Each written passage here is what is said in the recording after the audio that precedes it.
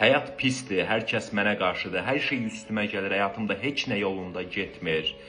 Bu fikirlər bəzilərinizin xoşuna gəlir. Deyə bilərsiniz ki, bu kimi fikirlər kimin xoşuna gələ bilər ki? Bəzilərinizin.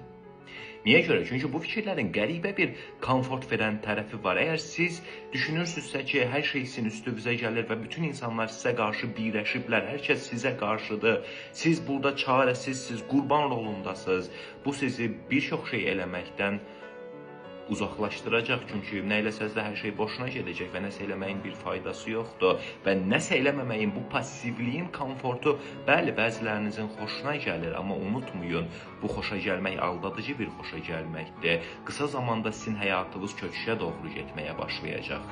Ona görə də yaxşı olar ki, bu kimi fikirlərdən uzaqlaşasınız və insanların dünyanın əlində çarəsiz qalmağı düşünməkdənsə, problemlərinizi necə həll edə bilərsiniz, onu düşünəsiniz.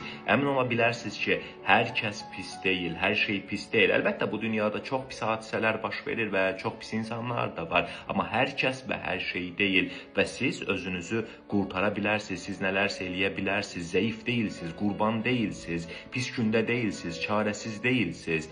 Yetər ki, həll yönümlü düşünəsiniz. Həll yönümlü düşünəndə artıq öz problemlərinizin açarını da, həllini də elə özünüzdə görməyə başlayacaqsınız və əmin ola bilərsiniz ki, bu sizə daha yaxşı gələcək. Bir maraqlı məqam da var ki, insanlar negativ insanları, negativ enerjili insanları və daima depressiv, pis danışan insanları çox sevmirlər ya da sıxılırlar onlardan, içlərini almaq istəmirlər ya da uzaqlaşırlar.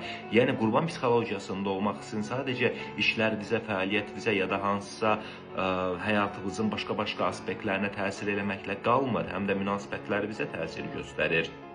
İnsanlar sizi öz aralarına almaq istəmirlər, yaxud da sizin yanınızda olan insanlar tezliklə sizdən uzaqlaşmaq istəyirlər. Ona görə də işinizi, həyatınızı, psixologiyanızı və münasibətlərinizi qurtarmaq istəyirsinizsə, qurban psixologiyasından çıxıb həll yönümlü düşüncəyə keçmək lazımdır. Ortada bir problem var, okey, və bu problemi necə həll edə bilərəm? Sual budur.